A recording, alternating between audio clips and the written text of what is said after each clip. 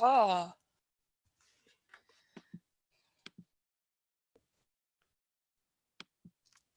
And then people might also bring stuff in from like the comments too. Yeah, So posting some pictures. So yep. So I'll keep an eye on comments as well. same. Okay. Perfect. Great. Do.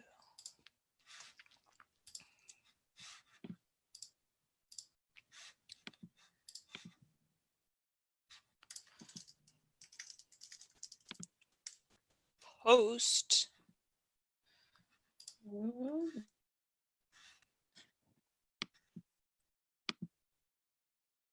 Okie dokie.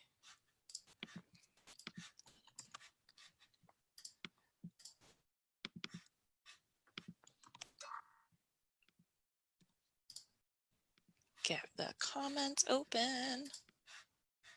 All right. Hi, everybody. We're going to start in just a little while. Let some folks get in. I'm going to get some of the images that were submitted set up, but if you want, I'm going to put it here.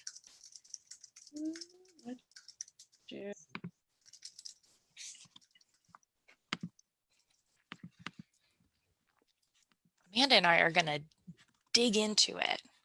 Hi. Right? Hi. It is officially summer today, by the way. It feels like summer. Yes. It's hot. We made it.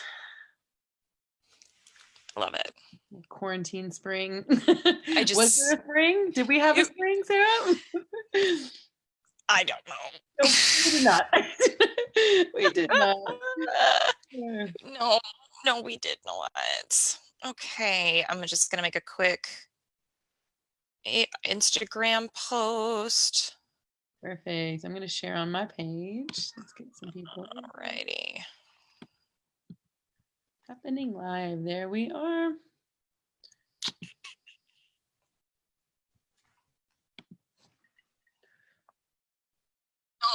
No, we did not. Okay, I'm just gonna make a quick. My voice. That was weird.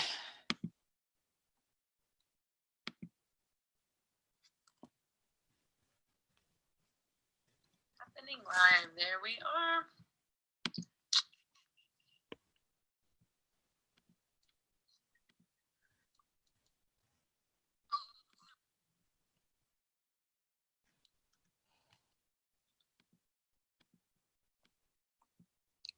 Cool.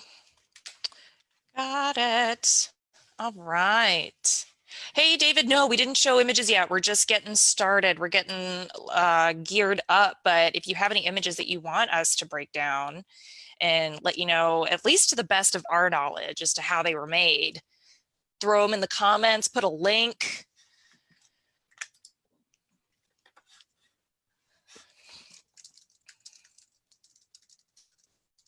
All right.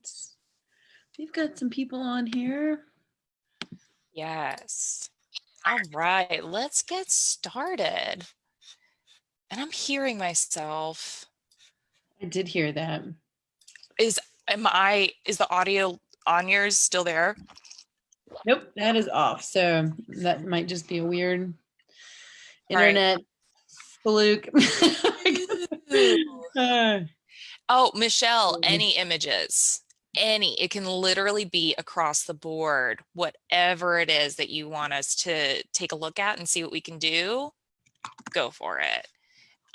So what we're gonna do, just in case if you guys don't know exactly what we're doing, me and Amanda are gonna take requests. We are your DJs tonight, and send in your images. We got a couple that were sent in earlier through a Dropbox. Who sent them? I think it was Maggie. Thank you, Maggie. And we're gonna try to the best of our ability, show you how they were photographed and edited. So I'm gonna pull up my screen first and go through a couple of pictures that were submitted from Maggie through a Dropbox. Look at that dog. Hi, Maggie. I love it. Puppies. Fantastic. I love it. So definitely a couple of things that are happening here.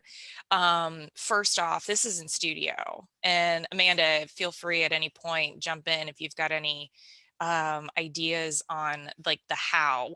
But as far as I can tell, it's studio. Like it's got a great, super diffused lighting. So probably a couple of strobe lights set up with soft boxes, or maybe one. Let's see. Let's take a peek at those. There's some beautiful light on that, Maggie. So I think you did a really great job. So interesting enough, this Yep. wasn't Yep. Maggie's image. It was sent in. Photographer is Bernard Oh, Sim. Bernard Tim. Okay. So Yep. yeah. So you guys submit in, and to clarify, submit in pictures that like other photographers have taken that you're like, how do I do that? And we're going to help you get there. So that's going to be a good gist of what we got going on for sure. Yep. And we always teach people in our portrait and lighting class identifying light sources and looking for catch lights. So, how many catch lights do we see? What shape is it? Where is it? So much of what we try to help our students with is identifying light sources. So, we see the one, it's big, it's circular, it's tall, it's high. Yeah. So, kind of being able to take some of that I love we mystery just out. both did that hand gesture at the same. That's like the Hey, universal photography hand gesture for like, it's up here. Yeah. here, that's like butterfly lighting for the studios here, you know? Yeah. Yeah. Oh But yeah, and I man. think I always love when we can empower people. So we know that there's a main light here, and then we also see that beautiful gradient on that backdrop. So we can definitely start to see at least two lights, definitely a beautiful soft diffuse light there, high up front, and then a light that's kicking in that background grid gradient. Uh, Mhm. so yeah, The good biggest one lighting. here that I can kind of help to illustrate, well, what happened to her? I am so sorry. I don't know what happened there. Goodness gracious. I hope Dave was using that for like, he came in and had to do his class here last night, and maybe he used that as an example of like not how not to do the color corrections. Uh, but either way, I've actually got one. I've got the cutest little puppy. And the one thing that I've found to be like a huge game changer in terms of the pictures, so same with the one that's going on here, is this vignetting. So you're essentially in the editing process, probably the way that they took the picture ahead of time. This is probably the same gray back here as it is here. But in post, you can even see some of the dark at the bottom there as well. But in post, what you want to do is a couple of different things. I'm just going to apply like my usual kind of edits here at first. Got a little bit of texture, vibrance, bring up the lights, a little bit dark on the shadows. Yeah, okay, so at least that's giving us a pretty good starting spot to where my favorite technique in the world for any kind of portraits, this goes across from like pet photography to portrait photography, like any kind of stuff where you have any thing whatsoever essentially is to create what's called like a double radial filter. So you've got one here, you've got your radial filter. You can do this in Lightroom, you can do it in Photoshop. I found it just easier to do in Lightroom. But you've got your radial filter and you create the first one in pretty big and wide over your subject. And we want to bring the exposure down. And this is going to be like on the outside of our subject. They went pretty far on this picture. And I think with the way with this background, it works. Like that works great where you have this gray background and you can have just have the light fall off wherever necessary. But in one like here with natural lighting, if you go too far, it looks fake. Like that looks so like it's obviously has a vignette on it. So you want to go a little bit more subtle and not too crazy, but you're still able to have this thing where you're like directing the light back onto your subject and away from the background. So going from just there to there makes all the difference in the world. Oh my goodness. So just like that, or previously from there to there. I mean, that's awesome. So that's radial filter number 1. Radial filter number 2, we add a new one and we put it right on the face. And of course, depending on the tonal qualities and if it's a person versus a pet, you can say, okay, we're going to bring the shadows up a little bit. And for this, I'm going to bring the texture up. For people portraits, do not use the texture slider. Don't use it. I work hard enough on this face when I put it on in the morning. I work very hard on it. Please do not add texture to it. I literally tried to take texture away, but pets, absolutely go for it. Super cute. So something like that with just that radial filter, those double radial filters can make all the difference. Sweet. Yeah. That is awesome. That was a good one. Cool. Yeah. And Fred's saying the highlight in the eye is round. Absolutely. Yeah. So I'm thinking like potentially, David, you might be right, is like it's a beauty dish. Are you getting kind of that rounder sort of effect in there? For sure. And then direction tells us exactly where it is. So Yeah. that becomes the beautiful thing there. And then the other one, oh my goodness, look at them. Oh, I love it. Thank you, Maggie, for submitting the cutest images. I think everybody needs to look at that picture tonight. I love it. Yeah. Yeah, we all need some little kitties. We need some kitties. Just hug them. So really very similar kind of deal, but probably just now a white backdrop. I wouldn't doubt if they had like a really similar kind of light here, but just amp it up brighter and add a white backdrop. It's super diffused. Looking at the eye, again, kind of like going to what Fred and David were saying, it's like we're looking at the eye and saying, where is that light and the catch light coming from? So again, hand gesture. So that's a fun one. So that also looks like if you move that over, like potentially where that whisker is kind of falling in that softbox, kind of have they tried to Photoshop anything else out? It's kind of mangled the shape a little bit. It goes to that could be shoot through octobox, kind of that weird, not a long vertical line, but definitely that whisker is coming kind of right over where that catch light is. I know, and it's a little bit, it's like the tiniest bit out of focus, like the focus falls off like just before, it's like nose is in focus. But again, like for pet photography, Fred is, if you're watching, I'm sure as you know, is just like happens all the time. It happens all the time with super, super shallow depth of field. It's almost impossible. People, we kind of have everything on the forefront here, but animals, it always tilts further back. So if you want to have like a super crazy shallow depth of field, go for it. Just know like 1 out of every 5 is going to be like on it and on point. Other than that, you're just kind of like, I do this a lot. It's like, I'm just crossing my fingers going like, I hope this works. Like, I hope this is the one that like is it. I can't count how many pictures I've run into where I've done this exact same thing where I've just said, forget it. It's too cute. It might not be perfectly crisply in focus, but it's such a good shot. I'm going to let it go because the eye wasn't maybe totally in focus. I'm like, forget, it's too cute. This is the one I want. Live with it. Deal with it. You'll be fine. Yeah. You'll be fine. Everyone will live. It's going to be okay if I just post the picture with an eye ever so slightly out of focus.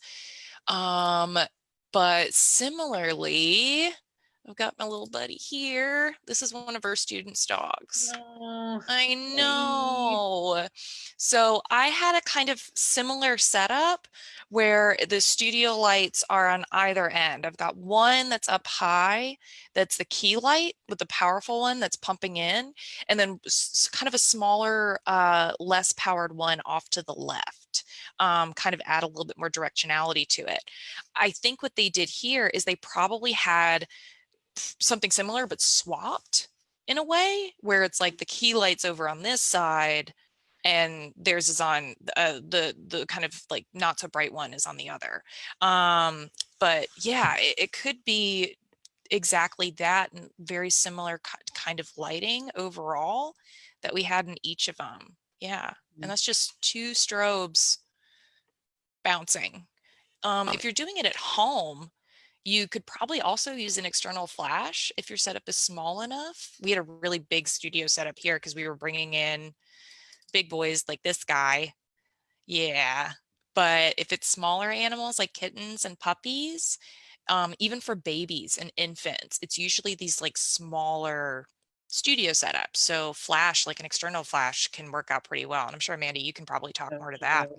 Well, and we know the big struggle with white is lighting that background or it will go gray. So for some of these, if you can with that external bouncing off that ceiling, it's enough depending on how close your subject is to that backdrop to at least cover both of them. So all you are safer to put your subject a little closer to the background and just bounce a whole bunch of flash to at least lighten that backdrop or it's going to go gray on you. So I think for so many of our people and what they're shooting, I think it's super safe and easy to just bounce that external if you don't have the resources or the time to set up all of your lights and soft boxes and stuff. So I think this is a beautiful photo. I love, love, love it. And you've got the tough kind of high key feeling of exposing for all of that fur and you've got all the great detail there. Lights are under control. This is a really fun photo. It was such a fun photo shoot. I got to do one again. I have to do another one again, but I just have to use like lights that go all the way across. Yep. I was like so frazzled that day and I was like, this is fine. But I end up photoshopping the lights like into the space. Yeah. And sometimes you got to pick the lesser of the evils. What battle are you willing to deal with that day? It was not that one. Puppies. It was not that one. Yeah, that's not it. We can fix that one. Fix it. And I'll use things like the radial filter like I was using before in the studio, but almost on an opposite scale where instead of like darkening it down, I'll brighten it up. So it kind of feels like that background is a little bit brighter. A little more, and I do that more often than not with white backdrops. You get to a point where you can only brush in so much texture and detail on a white gradient. Even though white gradients say hello 1980s, 1990s, they work wonderfully on white high key backdrops. Yeah, so even just from like all of my usual edits and then just to that, just makes it a little bit more white and pop for sure. Pop. I know, I do kind of want the 80s, 90s Sears Portrait Studio to come back though. I'm kind of you're a lover in the corner. Digging some nostalgia. We'll get the jean jackets out. It'll be great. That's your new instructor portrait series. Oh man, can we please? Oh, can I look at Andy up in the corner? Andy. And it's like he's just photoshopped as a cloud like up there. Oh man, I'm changing all the instructor portraits on our website. They're gonna look amazing. Is everybody on board with that? Yes. We're all voting for that. That's exactly what's happening. Oh man, what a trip. Okay, where's all my stuff? There we go. Yes. All right. Again, if you guys want to submit pictures you're curious about, like if you've looked at them on like Instagram or wherever, just screenshot them and throw them in the chat or send us a link in the chat and say like, what is this? Like get on Instagram on your browser and send us a link to the pictures.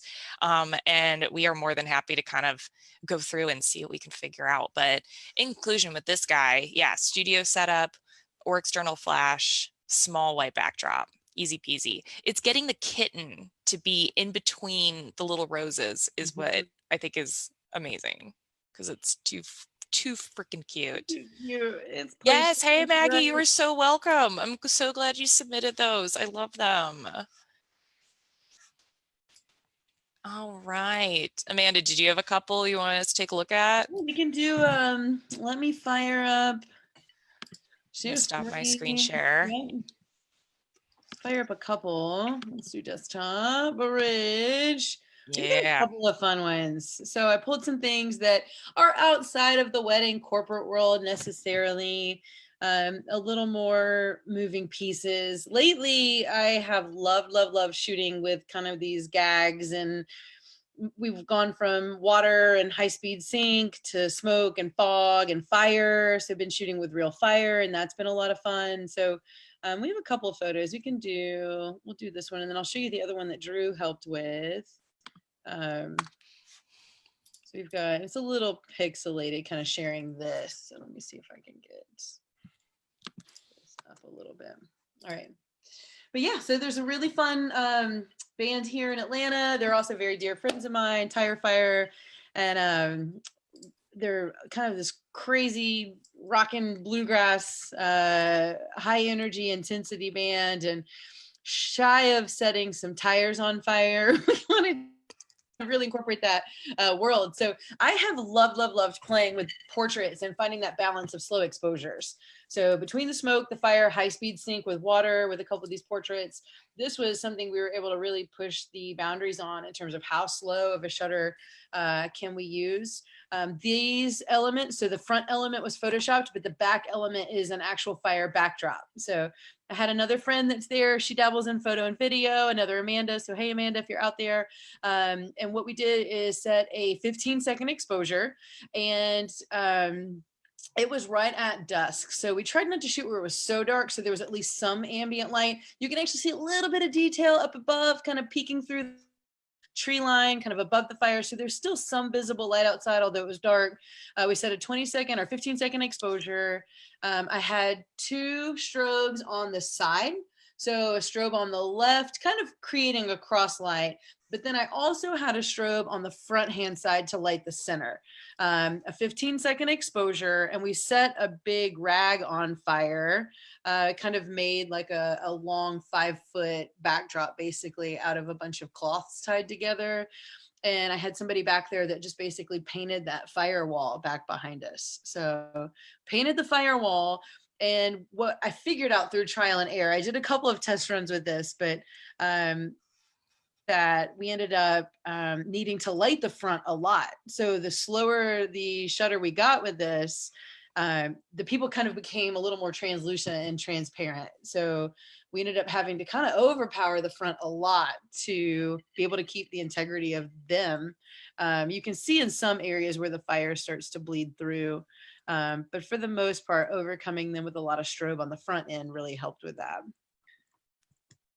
That's too cool. Yeah, it was fun. This was fun. It That was turns out hot. so fun. It was hot, and you only have a few shots with this. You know, you get to where 15-second exposures and fire, that's not something you can do for an hour. It's not something you can expect people to stand still for.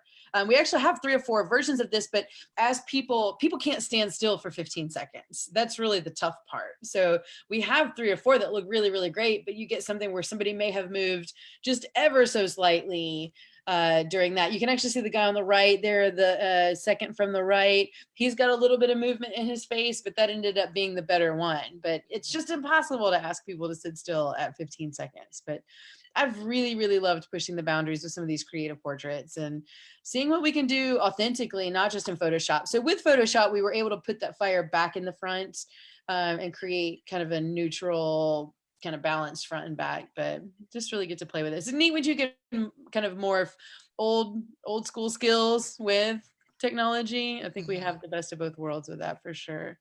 Yeah. This is a fun one. Let's see. Do we have any people with questions who have joined us on Facebook? Yeah, come on, guys. Don't be shy. I People, think there's Glenn's plenty sending in a out there. couple. I'm going to keep an Ooh, eye out. okay, perfect. Yeah, we got Randy. Randy is joining us. Hi, Randy. Hey. Okay. And then let's do, I can pull up. We've also got this one. This one was fun. This was special because sometimes you have to call in help. So sometimes you get, as a photographer, and most of my people know I hate Photoshop. I hate editing. I couldn't tell you how many times I've messaged David for like, help, how do I do this? Or I have this problem. Not only did he teach me Photoshop, but occasionally he has to be life support. So I think you get this part and you get in a groove with what you love in photo. And I love shooting. I love lighting. I love that, but I hate the editing portion. I hate it so much. So I took on a really fun task. This is a very dear friend of mine, Barb. Hi, Barb, if you're out there. And she was doing an album release. So we created some new content for her. We did a whole sequence of kind of, she has a whole album, The Fighter, and it's basically good versus evil and dark versus light. And she had kind of some crazy concepts, and I was like, of course we can do this. And then I called in Drew. So our instructor, Drew, came to the rescue to help do some of the Photoshop and put her together in some detail so I could do the rest of the edits. But this was a fun one. And it was a challenging one because we kind of figured out, you know, certain things would not Photoshop well over, like, so where the foot might land or where the head might land. So we were on a tripod, 3 strobes. So again, 3 strobes on this one, a left, a right to create that cross lighting so that she could lit evenly from both directions. So at first it had one big main light and a fill.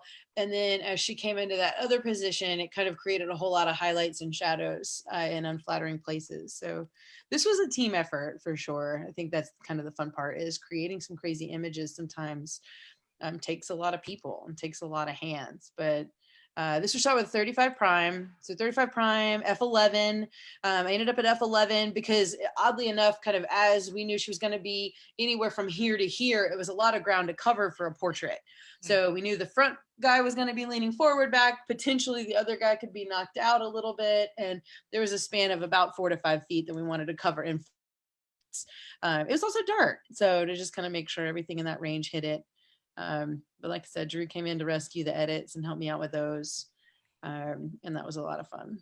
And are they like actually falling there? Did you have to put a mat Yeah, underneath? there's the falling sequence was really funny because at first we kind of had this little soft landing thing and there's a ladder involved, and we were like, well, we could blow up an air mattress and you could literally fall onto the air mattress. And then we ended up finding a sweet spot where her right arm was able to grab on. Actually, we photoshopped that out. So her right arm was able to hold onto that little groove there, kind of right in there, and she was able to support herself so she could throw herself back a little bit. But the actual action itself, because it was dark and because we were doing the punching movement and shutter speed and flash and strobes, syncing those, we ended up getting a lot of movement in her body. So we decided that slow roll, act like you're falling, was a lot easier for us than actual movement and the intense movement. So that was a little tough.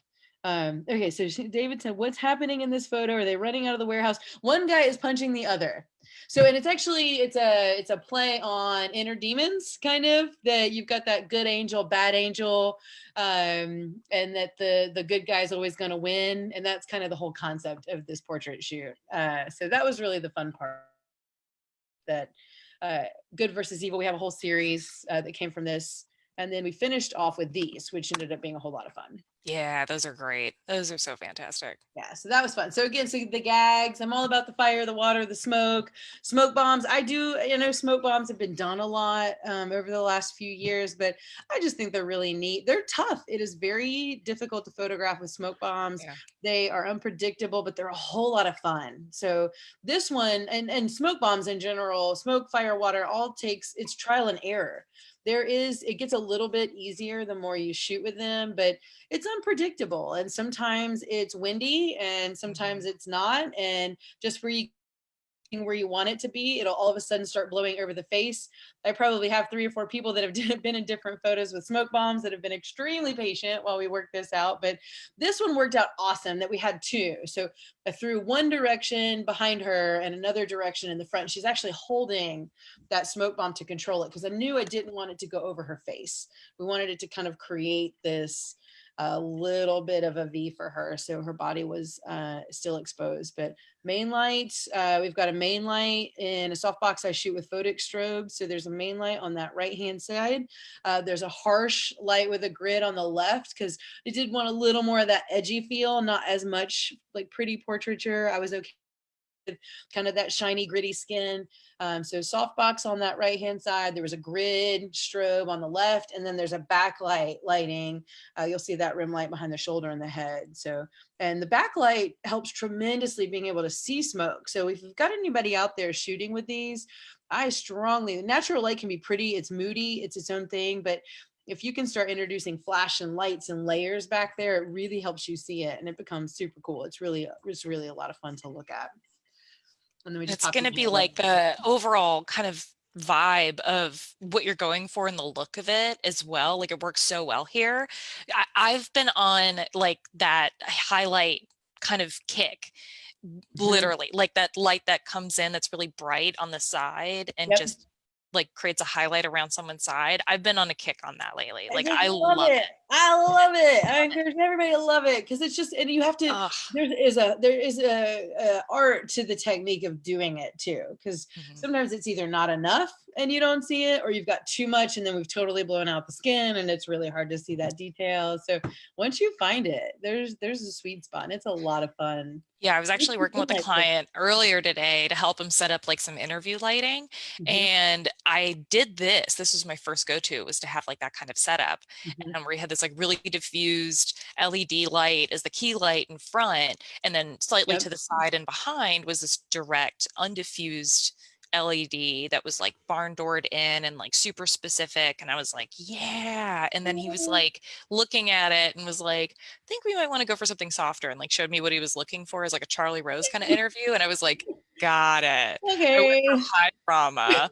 But can I still do the badass one when we're done? I kind of want this one too. I So think you might want this one when you're done.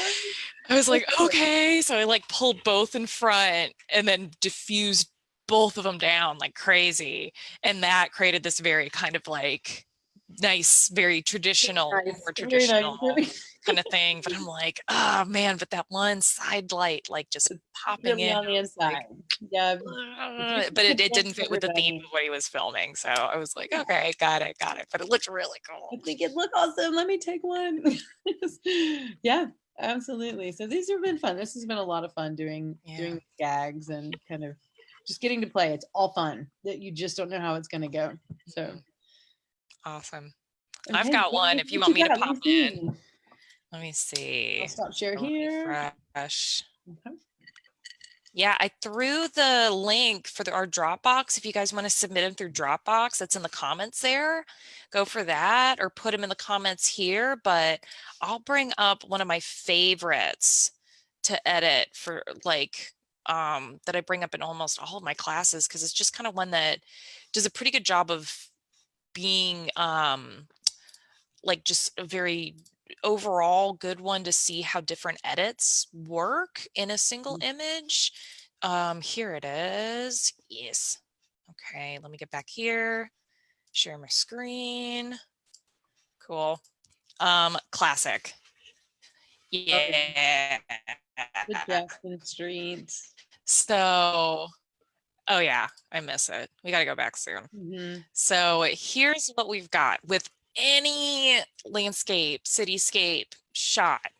Going to be beautiful sky and dark foreground, or it's going to be a dark foreground and or it's going to be like a really well exposed foreground and like a totally blown out background. So how do we actually like split the difference of that?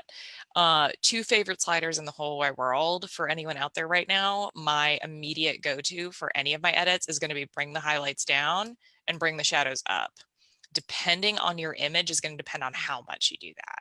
So that's giving us more of like what would be closer to just like an HDR look Mhm. straight out of the gate, where we have a much better exposure across the whole image rather than just like in one spot. So highlights down, shadows up. That's my theory. You don't have to go with that, like depending on like whatever you do and how you work with different photos, you might do it entirely differently, but this is me. This is my go-to every time in almost every picture that I do, because, and the reasoning is I want as much detail as possible in my picture Mhm. before going into the rest of the edits. I want it to be as flat, vanilla, non-exciting as possible before I start to go into the rest of the sliders here. That way I have the most amount of information starting and then I can build upon it. And there's more information for me to be able to grab onto and change and manipulate. So highlights down, shadows up. I'm going to add some texture in. And I've really enjoyed like the new sliders that we've gotten from Man, that D Hayes slider rocks. I have to tell Bruh. you, that Oh D man. Hayes slider has helped some things Oops. tremendously. Where'd it go? There it is. Yeah, that dehaze slider is my favorite thing because it's literally just like, oh, did you have haze in your image? Let Right. me take that out for you. Oh my God, thank you. It's like what I want contrast to be without the contrast, because the contrast just blocks so much up. So it's like what Exactly. I've always wanted out of contrast, but never really been able to use beyond 5 or 10 points. So So I think I figured it out. What the dehaze slider is doing on like a couple different levels. It's adding mhm. contrast, clarity, and saturation all in one Yep. slider together. So this is super duper helpful for for any situation, especially here, we're photographing like directly into the sun, or if you photographed at high noon and there's a ton of UV haze, this one is awesome. So I'm One's going to good pop that portraits, in. things kind of in funky lighting, natural Mhm. light portraits. It's been awesome. Just adds a little like Yep. pop to it Thank for you, sure. Debbie. Thank you. Thank you. Let's see. And then I'm going to add some vibrance in. I will add vibrance in before saturation. Saturation is Ditto. not always my friend, and it'll go kind of like crazy pants pretty quickly. I might add a little bit Ditto. in, but I will always add more vibrance and saturation every single time across the board. I'm going to add a little bit of texture in, and texture is the same to clarity as vibrance is to saturation. Go with the texture first, and only if you have to, then go with clarity, because otherwise it'll end up looking like a bad HDR. Okay. Yeah. Nobody likes some Ugh, bad HDR. Believe no, me. no. So then the reason why I skipped across the contrast slider is because we already have contrast and we can do it on individual parameters. Yay! So I'm going to bring the lights up a little bit, the darks down. No, maybe not. And this is literally like you guys are witnessing like what I do. Like I'm literally not looking at the sliders. I'm looking at the picture and going, eh, that's, It yeah. does come with a sound effect because nobody edits all silently. It is there for sure. I make Sound so many effects. stupid noises. The big noise is just like, Uh, you are not alone. like the kombucha girl, just, like, I think it helps the editing. It does make your photo better. it does. It You really have sound does. effects. Yeah. Yeah. In the long run. One of my favorite tips of all time is if you ever are photographing in a spot where the grass is not as green as you want it to be, like say if it's like early spring or late fall and it hasn't really come in yet and it's kind of gross, in the hue saturation, take the green slider under hue and shift it over to the right. Mhm. And you add some blue tones in and it instantly becomes like greener grass. Give it a little love. And even taking the luminance down sometimes helps darken it as well. So together, Yeah. it can be a lot of fun to alter that tone just so it Mhm. feels a little more natural. I love that luminous slider. And what this Mhm. also helps do is to contain our colors. So right now there's like a lot of blue everywhere. So can I make like that blue brighter or darker to help to kind of like hone that in? Also with the hue saturation luminance, I've got like different reds and yellows and greens and all of that. But if I wanted to, I could like push them all into like one direction to have it be more of like a cohesive sort of color palette, where if you're ever worried that there's maybe too many colors and it's too crazy, then consider using your hue to be able to kind of hone those in a little bit more so it doesn't feel like it's so cluttered. Not going to do any split toning this time. Add a little bit of detail. Don't need any noise reduction. Oh my God, my favorite thing. Remove chromatic aberration. I know it sounds weird and it's scary, but goodness gracious, click it and it's gone. Make him go away. Magic. From there to there. Oh my God. Look at how many places it actually like was in. This just happens because I don't know exactly like the super technicalities of it, but if you're photographing into direct light, your camera from like the lens into your sensor gets really confused and it's just like, I don't know where one thing stops and one Alert thing that area, starts. yeah. But what we can do is just click that and it goes away. I love it. And then the last little cherry on top of the cake, I'm going to add a linear gradient coming from down here. And I'm going to bring the exposure down on it, or maybe bring the highlights down on it. Yeah.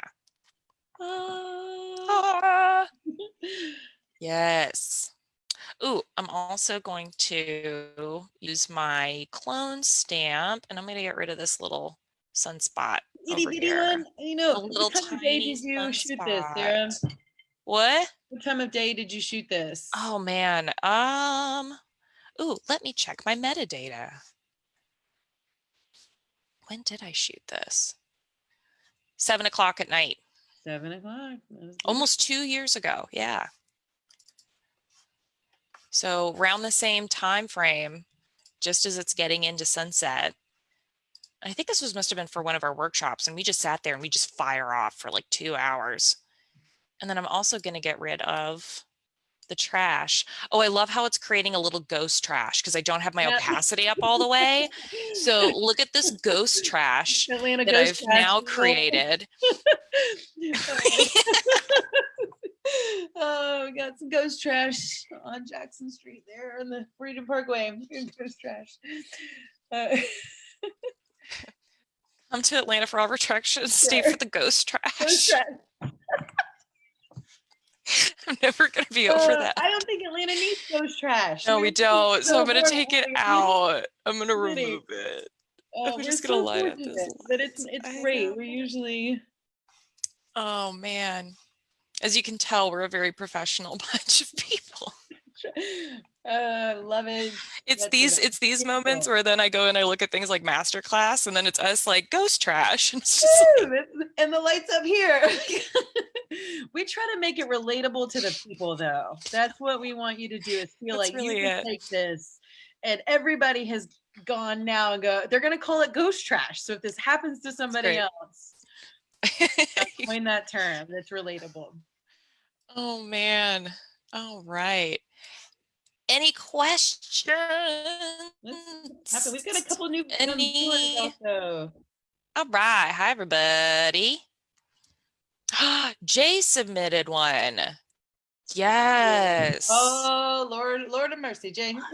Goodness, Jay, you're going to make us break down one of your images? That's just mean. That's so mean.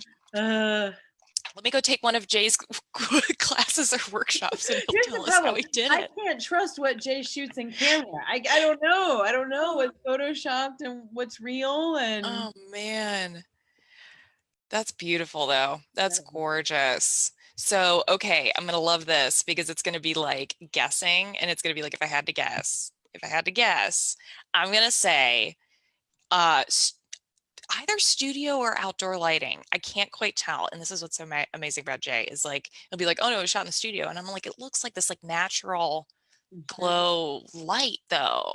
So I don't know exactly at where, but it's super diffused. It's incredibly diffused. There's literally not a hint of like direct lighting in terms of like a harsh shadow or something like that. And then once you've taken it in to Photoshop, it's the colors, man. I think that's one of the most underrated things sometimes in just like really, really good photoshopping and portrait taking, is when you finally get it into editing. Again, kind of what we were talking about before, is narrowing down those colors and saying what's going to be my palette, and then that's it. Like, what's gonna be my palette and how do I get it to be there? So potentially there might have been like orange or red tones in the image somewhere, but that's nullified. That's out because it's not helping the image. So the only color palettes that we've got here is this gold and this kind of steely blue. So any other time that you see something in your picture that you could potentially be like, nope, that's not fitting my color palette, get rid of it, get it out of there. And that's what helps to create this really cohesive look of a portrait image like this. And it's so cool. I think there's got to be like a blue vignette, and there's also some blur on the hair as well. But I mean, it's the eyes. Like, Jay, you do just such an amazing job. Here we go. On the eyes. Okay, so keep zooming in a little bit more. So you're right. It's like a tricky one that is it outdoors? Is it gigantic window light? I also, you see some funky flower shaped kind of kedge light in the eye. So it could be one of those split parabolic umbrellas that's got like different panels in it. You just don't know, but this is beautiful. I might guess, okay, I'm going in. I support the outside thing because I think he's crazy like that. Or gigantic parabolic umbrella, like 6 foot. So I can't imagine anything in between. Exactly. Yeah, exactly. Beautiful. So to get that look of the eyes. Okay, so 2 things are happening. One is that the only things that are truly in focus are the eyes, the mouth, and the lips. But even if you keep looking, the eyes are hyper focused more than anything else. So, oh, what did Jay's coming in studio? Parabolic open face frame, right? all right. That was supporting the outside thing too, because he's crazy. And Ah, I love it.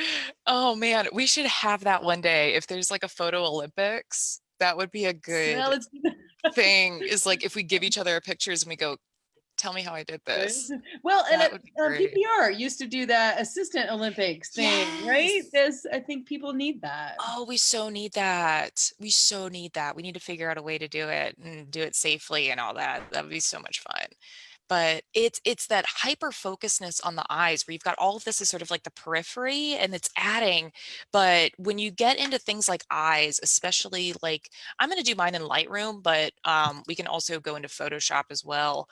Like, I mean, which better one can I edit potentially than Blue, which is one of my favorite aminals on the Yeah. planet. You can actually go see Blue. I don't know if they've reopened yet. Probably not, at Aware Wildlife Center out in Lithonia. They're an amazing, awesome, super cool organization that helps to rescue Georgia wildlife. So everything from Blue, the bobcat, which someone thought was a good pet to have. Hmm. Um, yeah. And to Sydney, the possum, who has 3 legs, and I love her. Oh, and all the Yeah. turtles with the fake shells that they've made out of PVC and stuff. They glue little pieces of PVC onto Mary Shelley. That's the turtle's name, is Yes. Mary Shelley. For our people out there, if you've not been to Aware, you absolutely need to come do one of the Aware workshops. Sarah, you do most of those. Yeah, I'm going next Um, month, so I am so excited. I'm thrilled. Everybody go with Sarah. Just a Woohoo. beautiful, it is for sure a beautiful place. And then Amber said she's saving up for Jay's composite class. It's so Oh neat. yeah, Yes, Amber, do it. do it.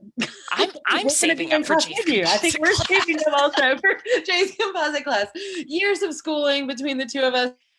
We're also going to be in class with you. Oh And, man. yeah. Yeah, exactly. You have to never stop learning. I think we No.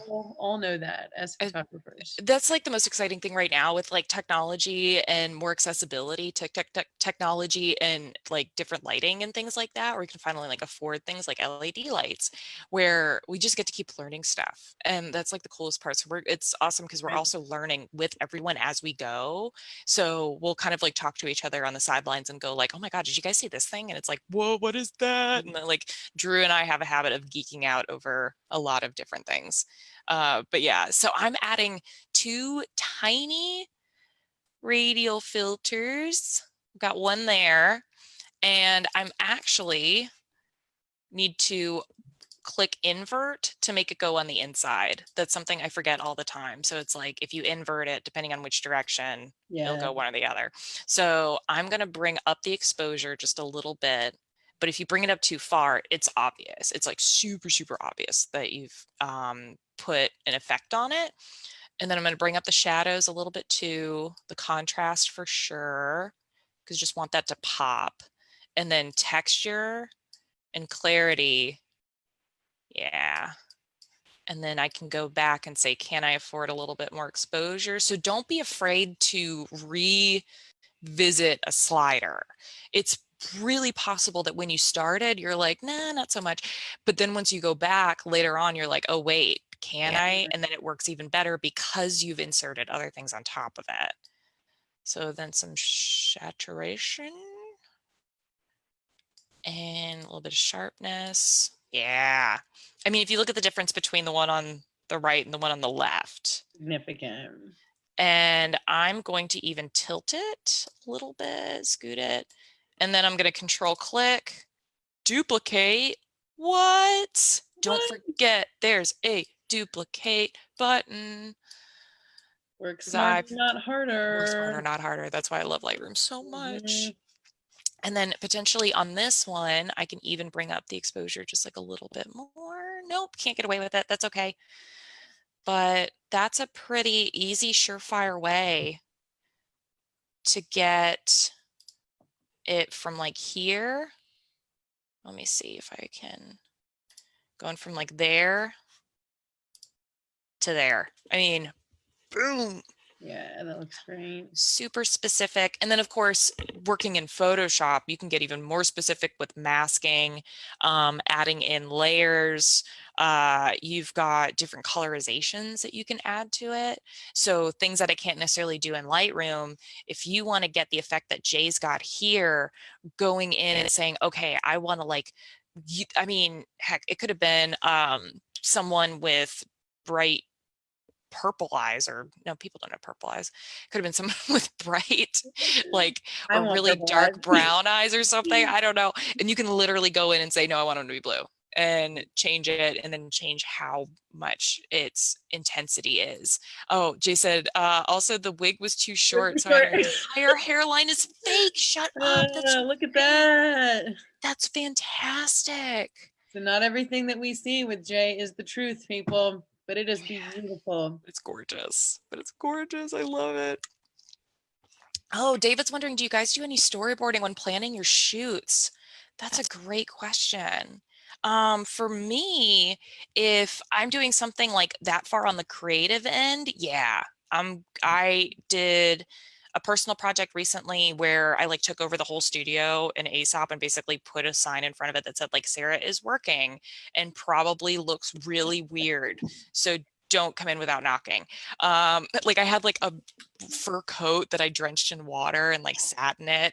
Yeah, it was fun time. And I had my storyboards printed out and taped up on the wall, and I kind of went through it as like a shot list. So I had it in arrows pointing. It's stick figures. It's literally just like Yes, sketches. It's not anything people, it is specific. this. It is, That it is. You stand here, you stand here. is that Mackenzie's? No, what if you were like, no, it's mine. That is also what mine look like. I'm with you though. It's little arrows, and like this Yeah. person's gonna be sitting in like a arrow this way because light's gonna be coming that direction, and Yeah. Yeah. pretty. It's going to be way easier if you've got like a big creative project like this to break, yeah, essentially break it down into a storyboard to have all those different pieces for sure. Yeah. Otherwise, sometimes I just wing it and I'm just like, I'll figure it out later. But then I realized I didn't do enough good pre-planning and I end up eating my own words later. Figure that on the back end, but that's okay. That Yeah. is okay. You learn. You learn. We do. Love it. Well, let me do a quick final check. If anyone submitted one, I don't want to miss any. Um, Let's see. but oh yeah. Oh, Glenn, you got yours in. Yes. And Glenn, I think you got this into our student show, right? If I'm not, if I'm correct, I think so. I love this one. I love this piece. This is so wonderful. So, and of course, Glenn, if you wanted any kind of like commentary on it, let me know, but we're going to figure this out and we're going to do it today. I'm excited. So I'm going to zoom into the eyes. The skin looks Gorgeous. great. Yep. Good job there, Glenn. Nice and sharp. Absolutely. I'm going to say studio. Yep. Looking at the eyes and the catch, I think it's a diffused, I think it's a ring light. Okay, we've got ring light at the top. It could also be beauty dish Glenn or goes, I don't remember. now. No, Glenn, it also It's looks like so we've real. got kind of the curved either reflector, or we've got one of the under. We see something, at the bottom of her eyes there, especially what is our right for looking at her left eye. Yeah, yeah, Really yeah. start to see that under for that fill. So like a, just like a reflector sitting Reflector or there. the curved reflectors to kind of push that light back under there, sort of like how we would do clamshell, because it kind of starts to feel like Oh, clamshell, but she's got some soft shadows on the side of her face. So that's really beautiful. I think you did a really good, that texture on that skin is so sharp and beautiful. The hair looks great. mhm. Glenn is confirming in studio. Yes, with strobe lights. Oops. Awesome. At first, Glenn, because we have a delay, I thought you said I don't remember to if it was in studio or outside. And I thought I was like, Yeah. wait. But that becomes a big detail. Like you don't have to know the power of your lights, but that definitely becomes a big one. But I love again kind of that like, yeah, the beauty dish. That's the word I was looking for, is that fall off of the light from her Mm. face, and her eyes are so gorgeous. Yep. So again, just like that super pop and the beautiful makeup. And then Perfect teeth. Goodness They did a gracious. great job on the retouching. So we definitely see that blur kind of from neck down. So I'm going to assume that the majority of that, there's a lot of skin softening happening, or at least in post, because to have the texture on the skin, but then such a soft chest. But then you carry that softness or the sharpness back into the top of her dress or her outfit. So I think you did a Mhm. really good job finding the balance of what needed to be sharp Yeah, versus soft, and her hair is so beautiful there. love it. Love it. And also great job as well with like the color palette. So narrowing that color palette down, kind of what I was talking about before, where it's like we don't have anything. We have white, different brown tones, and blue, and that's it. And those are the three. One of my favorite, let me see if I can find it. Cooler art color picker. Is that it? The Yes. Adobe Color Wheel. They changed it. Real. Yes. Color.adobe.com. Yes, this is one of my favorite So my things. portrait people, we talk about the color wheel and flash all the time. This is Get it. on it. Get on it. So what this does is it helps you to create a color palette. And if I need to start to narrow down the colors that are visible, like in my shot, you can even, I think, at least last time I tried, I could actually like upload a picture. Oh, there's a color game. Okay, this is my ADD. Oh, hi I people. I know. I Sarah and need I from 8 o'clock to 9 will be playing the color playing game. the Adobe color Adobe color game. game. Adobe.com if you want to join us. It's so educational. Ah, But I swear that there was like extract a theme. That's it. there Yes. is. Yep. So yeah, okay, let me do this. I'm going to use Baloo here. Um, well, Baloo's isn't really too crazy. So let me actually give myself a little bit more of a challenge. And let's go with the one that I worked on and just continue to like narrow down the colors from there. Okay, so I'm going to put it on my desktop. I'm going to put it as a JPEG just so it can read it. 300, but I don't need it to be that big. Export. Cool. And then let me plug that in. Drag and drop. Cool. And here's what it finds. Isn't that cool? I Yeah. love that. So you can say extract using color mood, and then you've got colorful, bright, muted, deep, dark, and none, which I don't know what that is. Or I guess you're kind of like controlling your own destiny there. Yep. Yep. But for colorful, so then I've got this kind of thing to reference and go back to. So I can kind of squish this over to the side there. And I can say and go back into my Lightroom. Whoops, I need to put my Lightroom in the other window. Hold, please. Do, So do, do, do, do, do, do, do, do. I need that in our Zoom. Let's just be like, hold. And Little elevator music. the let's all go to the lobby Yep. picture or something. Oh man. Okay, cool. So then I can bring up this guy. Okay, so then I've got my develop settings and I can look at my palette here of my hue, saturation, luminance and start to kind of play off of it and go, okay, so I've got my blue, that looks good. I've got my green and yellow. So I really got to pull these probably a bit closer to each other rather than also having like some other type of yellow in there. And then I've got the different blues and aquas that I want to hone in as well. Oh gosh, blue goes all kinds of crazy all Mhm. over the place.